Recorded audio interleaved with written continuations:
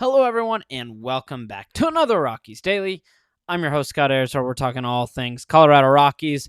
And look, we've been really focused on the spring, but one of the things that I wanted to look at, and very briefly, because it's something that we will talk about more when we get closer to draft day and when the Rockies actually make a pick, but was look at a few of these prospects that the Rockies will be looking at. Now, if you know anything about Major League Baseball, is you can only have a top pick for a couple years in a row. So what does that mean? Well, the Colorado Rockies, even though they had the worst record in baseball, one of the worst records of all time, they are granted the ability to pick 10th.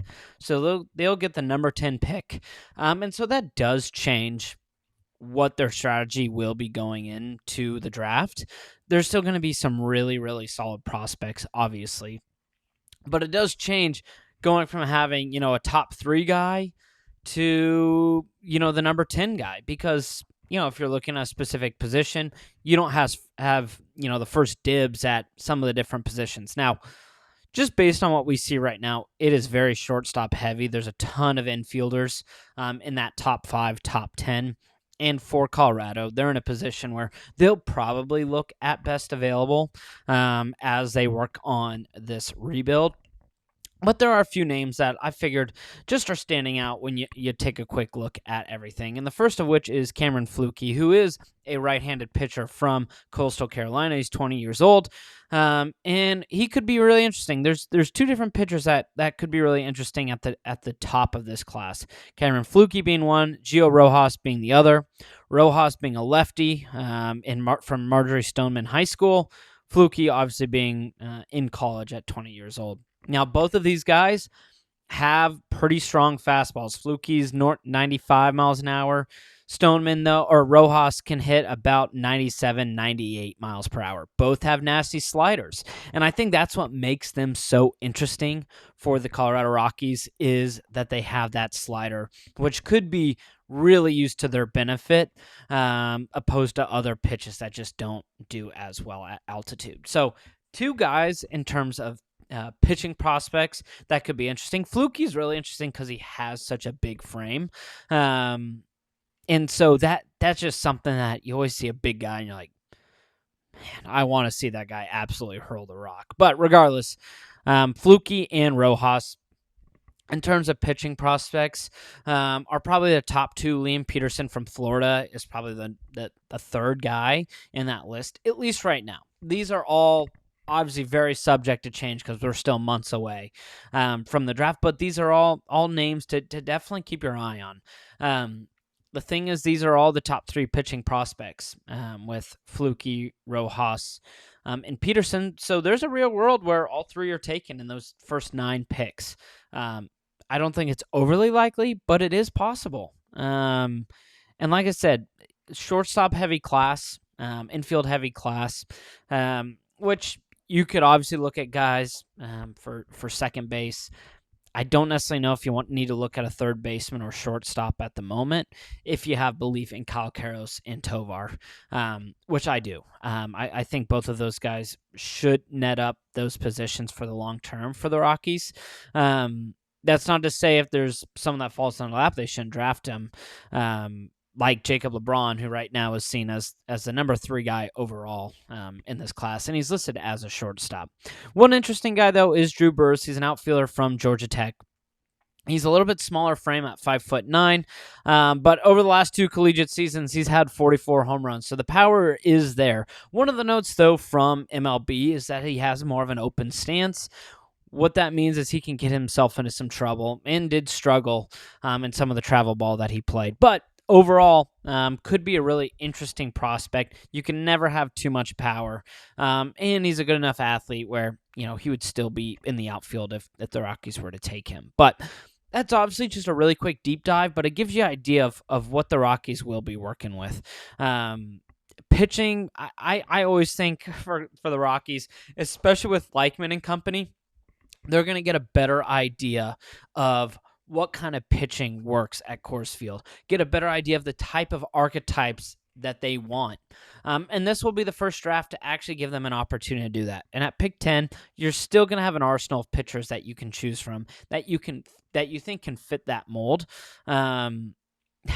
Obviously Rojas is just interesting because of that slider he has. That could be really deadly, but ultimately, those will be some of the decisions that the Rockies need to make. But I just figured to do this topic to get some guys on your radar to be aware of maybe what's to come. But Fluky Rojas could be very much at the top of that Rockies list come draft day here in a few months. Now, let's talk about guys actually on the team because we still have some battles going on for starting jobs. There's been some that are pretty much wrapped up, though. Kyle Karros feels like he's wrapped up that third base position. We've talked about it on the show. It just feels like he's won the job. He's done enough this spring. He's actually looked phenomenal this spring. And really, with him knotting that job up, it also feels like we've knotted up that second base job with obviously Castro. Tovar is at short. First base, what does that look like? I've been a huge preacher for the Church of Charlie Condon, and it does sound like more and more that he's probably going to start in AAA, but could be called up at some point before the All-Star break. He will be called up in 2026. It's just a matter of when. And so what does that mean if he's starting at AAA? Well, it's coming down between Rumfield and Troy Johnson. I really think that's who that competition will come down between. Johnson has come on strong late. Rumfield has just looked good all of spring. And it's really hard to tell. There's a real world, though, where maybe they're the guys that just platoon at first. But that's probably the first base position, Johnson or Rumfield, in terms of the opening day guy. Obviously, you feel good about that just because you acquired both of them this offseason. So the fact that they've kind of molded into being able to start for the Rockies is great. How good they'll be at the major league level is we'll see. Neither of them. Rumfield, it would be his rookie debut, and for Johnson, he's played just a little, and it hasn't like he's blown anyone away. So they'll have a lot to prove, and they should feel a little heat under their feet with Charlie Condon obviously being ready to be called up at any point this upcoming season. You look at the bullpen too. It feels like more and more guys are finalizing their spots, but there's still some question marks. We obviously don't know about Senzatella. Brebbia is obviously trying to find his spot in that bullpen. And then there's obviously some of the younger guys like Jaden Hill who have struggled so far in the spring. And so that's going to be probably the biggest competition in terms of open spots still available. It's just that bullpen and where everyone is going to end up being slotted. We just don't know yet. And so hopefully, Hill and some of those guys get the nod, the younger guys get the nod, just because I love that overall potential, but would very much understand if it's like, hey, we're paying Senzatella a lot. He showed us enough in the spring, and we want him to be in the pen as a long middle arm.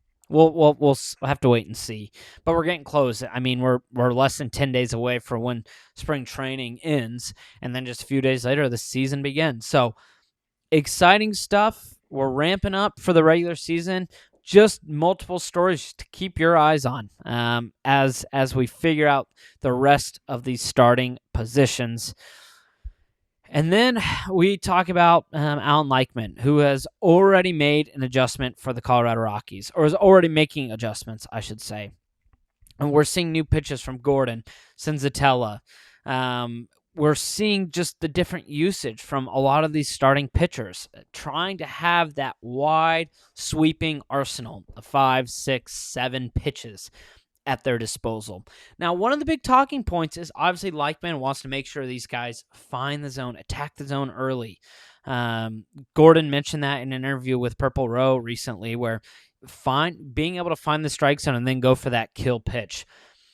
And I think that's been honestly the biggest question mark in the spring is we've seen a lot of games with lots and lots of walks. And I know it's a lot of trying different stuff, but there's also practicing the madness of attacking the strike zone.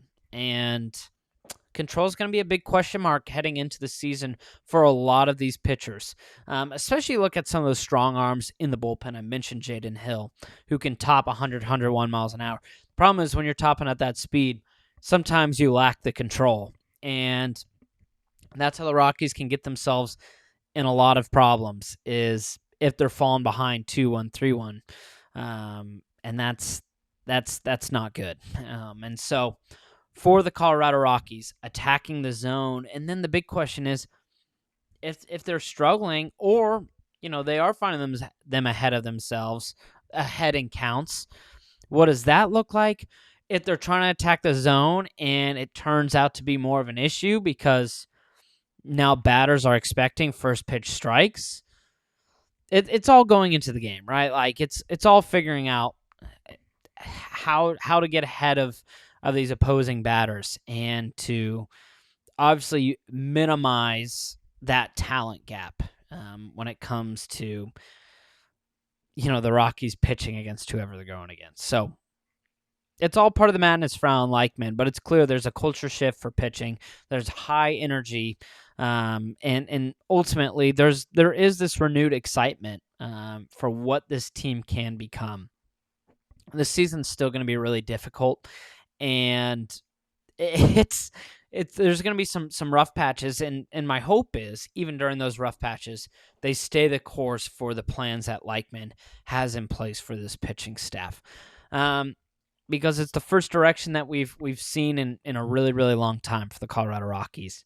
And you hope that we get solid building blocks and just can create a foundation for what's to come in seasons to come for the Colorado Rockies. But it's just hard. It's hard to kind of speculate right now because we're just watching guys in spring. I kind of want to see what that April looks like, when it will be a bit of a punch in the mouth because of how difficult the start of the schedule is. How does this team adjust, and what are some of the pros that you can take away from and build on that for the remainder of the season? Alan Likman's hands are probably more full than just about any coach in Major League Baseball in terms of the challenge he is taking on and the beast that is finding success at Coors Field as a starting pitcher, as a relief pitcher, which is always funny because it feels like this is more dumb brain talking, but it always feels like opposing guys can come in and give you 7 scoreless innings. You're watching like, how the hell do they do that? I just watched my guy go 2 1/3 and give up 9. But that's the challenge that Likman has to face. How do you prevent those kind of disasters on a game-to-game basis? And try to get the most out of this team and out of this pitching staff. Finally, we end with the World Baseball Classic. We've been talking about it because there's things to talk about, folks. Michael Lorenzen and Team Italy are in the semifinal, and they're taking on Venezuela and our guy Ezequiel Tovar with a chance to go to the final, and Michael Lorenzen is getting the nod for Team Italy. He's already pitched once where he had a masterclass against Team USA. Now he has an opportunity to send his team into that championship round. And Venezuela with the huge upset over Japan to get to this spot. Both of these teams kind of have been a surprise. And both of them were not picked to win the World Baseball Classic, I'll tell you that much. And to actually be in a position where they have a chance to do so is a pretty big deal. And the fact that we've got 2 Rockies, we will see a Rocky in the final, and there's a good chance they play Team USA, but pretty cool for the Rockies. We've seen a lot of struggles. Now it's time to cheer on some success. So really cool stuff for Lorenzen and Tovar, and truthfully, I would love to see Tovar get a chance, just because he is a Rockies guy. He's a foxhole guy, but it comes down to how will Lorenzen look. I bet he gets 5 or 6 innings max, right? Just because he does want to look after his arm going into the season. But fun stuff. Venezuela versus Italy. Chance to go to the final. And with that, a time for our show to come to an end. Thank you so much for watching. Make sure to hit that like button, subscribe, comment, help grow this thing out. Thank you so much for watching. I hope you have a wonderful day. and I will see you tomorrow.